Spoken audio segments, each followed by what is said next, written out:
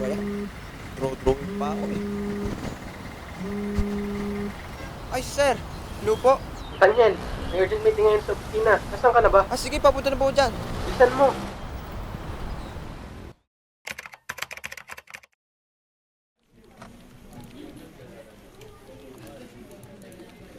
As part of this, we can proceed due to the environmental precautionary and the settlers there won't want to live. And to address this matter, kailangan natin mapalis sila, no matter what it takes. Magandang opportunity to para makuha ang pabor ng Mayora. Pero hindi ba mas maganda na isettle muna natin lahat formally? Sa ganong paraan, makakakuha pa tayo ng advice mula sa mas nakakataas sa atin. And this is exactly why girls can never rule. Masyado kayong soft and naive for your own good. Fear. Fear is always the answer. Pwerasahin natin kung kinakailangan. Padalhan na armadong tao kung kinakailangan. At ikaw naman, Mr. Architect, anong masasabi mo? Sir, with all due respect, we can do that harsh method. Mga tao rin sila. They just can't leave the town like that. Nagpapatawa ka ba? We're lawyers here. We could turn the cup upside down. At mawawala na sila ng karapatan just like this. But sir, Joke's on you! Last chance mo na yun, Mr. Gilliamer. Isa mo pang pagkakamali and you're out of the company. Tama si Nathaniel. Mahalaga ang kalikasan. Mahalaga ang mga taong nakatira doon. Ikaw, tigil-tigilan mo yung ugali mong yan. Hindi ka kikita ng pera dyan. To everyone here today, I would like to thank all of you. Without your support, all of this wouldn't be possible. We will continue to serve the environment, the people. Thank you so much for trusting us, for trusting me.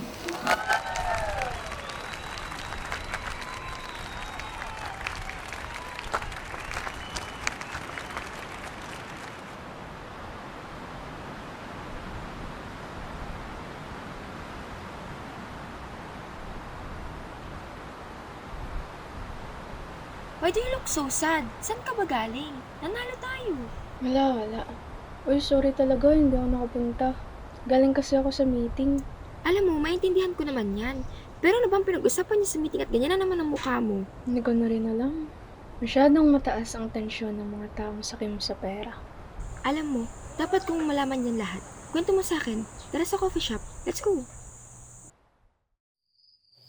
Hello? Problema ako. bakit na po? Bakit ang malas mo sa pag-ibig? Apo, ano ka ba naman? Walang malas-malas sa pag-ibig. Ang mga babae, pakipot talaga yan sa umpisa. Si lola mo, ganun na rin. Nung una, nonchalant. Pero nung hinarana ko na, ayun, naging OA na. Mga salita niyo talaga, lo. Pang Gen Z ka talaga. Basta apo, tatandaan mo, di mo kailangan maging kagaya ng iba. Ang tamang tao, mararamdaman mo yan. At kapag nakilala mo na, ano nga ulit ang gagawin? Ano po? E di haranahin. Muli mong ibalik ang kultura ng panliligaw.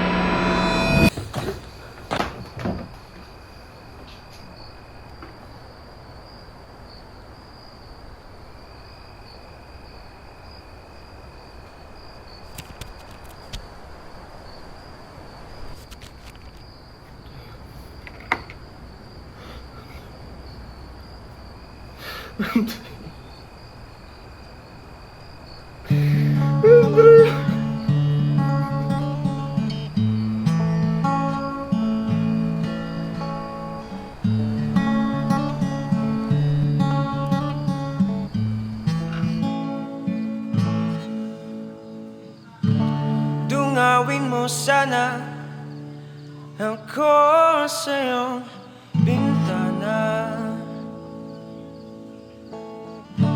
Pakinggan mo sana ang alay kong harana. Pagmasdan, pakinggan ang aking awit.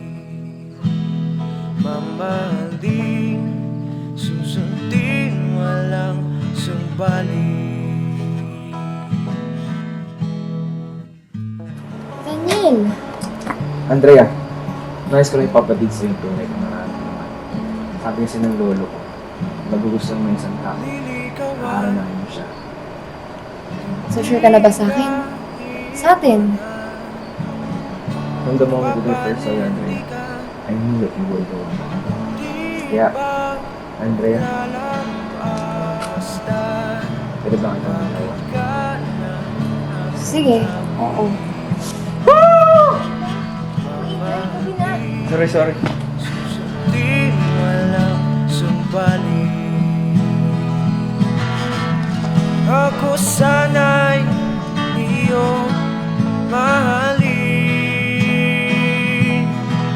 Ako sana'y iyong mahalin. O sinta, o sinta, o sinta. O sinta, o sinta. Ako sana'y iyong mahalin. Ako sana'y iyong mahalin.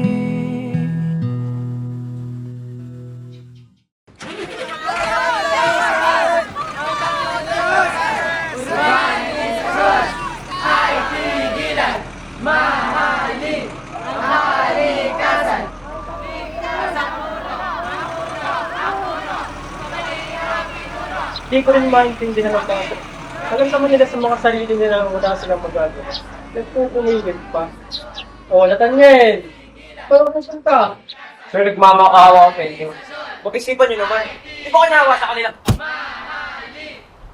Hindi pa talaga na bahag yung buntot mo, Nathaniel. Tigil-tigil naman yung kaduwagan mo. Mag-face ka din ang problem. Bakit mo sinasaktan si baby boy na Ethan? Nothing, ma'am. Pinapaalala ko lang dito kay Nathan ang responsibilidad niya. He tends to be very forgetful these days. Don't want money na ba, Nathaniel? I've had enough of this one. Di na tama to. At talagang... Sure, baby boy.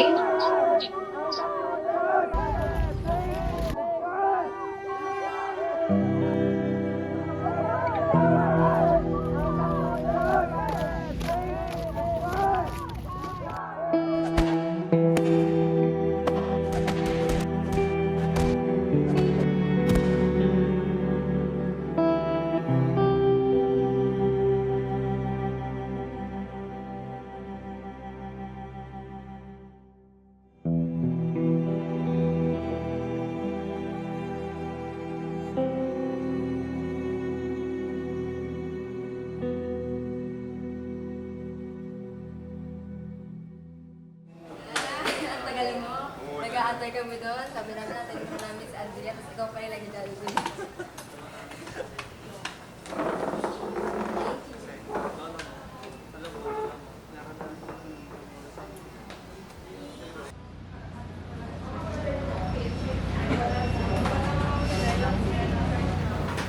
Mr. Gullimer? Ma'am! What a small world! I just want to let you know that I've signed your proposal about the mayor's request. Ay, maraming salamat po, ma'am. Big time po na big time. Is this your girlfriend? Yes po. Did we meet before o sa dami ng taong nakakasalumuha ko, hindi ko na alam kung sino sila. Anyways, I have to go na. Bye! Ingat po. Siya si Ma'am Montemayor. Siya ang halos in charge ng mga big time operation dun. Big time na big time talaga.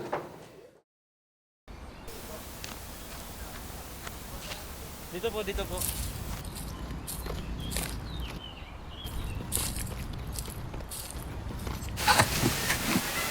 Akin na, hindi pa. Lumayas kayo dito! Anak! Yung anak ko! Anak! Huwag ka nalapit sa kanya! Anak! Ano pong gagawin mo sa mama ko? Parang awa niyo na po. Inosente po yung mama ko. Maawa na po You- kayo. Stay away from me! Ilayo niyo nga sa akin to! She's so kadiri. Wala kang puso. Kahamat ka sa pera. Wala kang mga awa. Ikaw, bata-bata mo pa lang. Sumasagot ka na sa matatanda. Say one more word and you'll never see your mother again. Hampas lupa. Andrea, hindi mo nagmamadali. Ano yung project na yan, ha? Sa Informal Settlers. Ba't alusot talisan? Talisay. Ba't ka para mo nalaman? Ano mo ba hindi ko malalaman? Akala ko iba ka. It's just like others, you focus on stuff for money without considering the environment. Our environment. Ano ka ba? Katiting na sakripisyo lang naman yun. Saka para sa ekonomiya din natin yun. Para sa'yo. Para sa atin. All of this para sa pera? Parang hindi na ikaw to eh. Sinatanyal ka pa ba? Parang hindi na ikaw yung minahal ko. Umabol ka na naman dyan. Ganyan na naman tayo. So what's next? You're gonna break up with me? Alam mo, siguro nga dapat gano'n na lang. I do love you, Nathaniel. But your principles, they're totally against mine. At ito, hindi na to tama. Wait, Andre. No. This is for our future. Hindi mo ba naisip na para din sa future natin? Pag-isipan mo naman. Yung kausap natin kanina, big time yon. My God, Nathaniel! Oo! Kilala ko siya. Siya ang nagpakulong sa mama ko. That's why I chose this job. Hindi sa ganun, Andrea.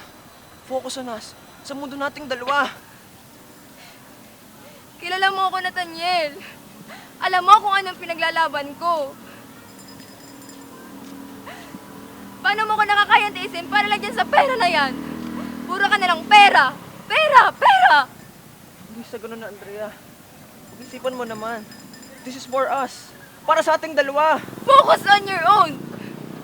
If you want the world to be yours to enjoy, I want the world to be fair and just. What would be the future if people like to serve for the money and not for the people?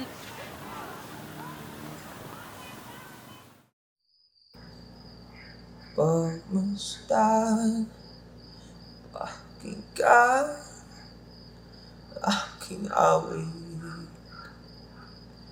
Mamahalin, susundin, alam, subalit.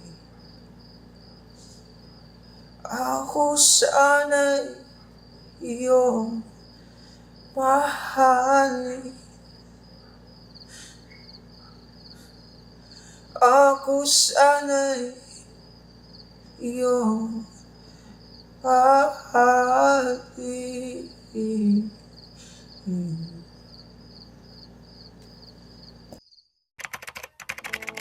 So, Mr. Nathaniel, upon checking your background is dati kang architect.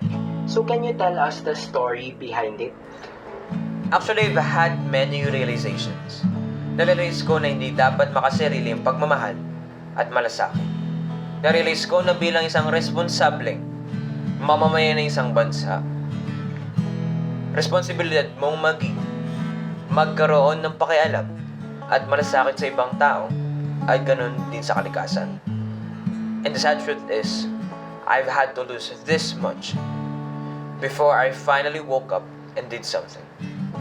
Matatanda ang isang taon nang nakalipas nang namatay ang aktivistang si Andre Amparo na nagsilbing tagapagsalita at tagapagligtas ng ating kalikasan.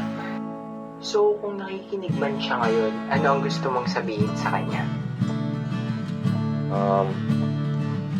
Kung nasan ka man ngayon, sana masaya ka. And palagi mong tatandaan na mahal kita. Dungawin mo sana ako sa iyong bintana. Pakinggan mo sana ang alay kong harana. Pagmasdan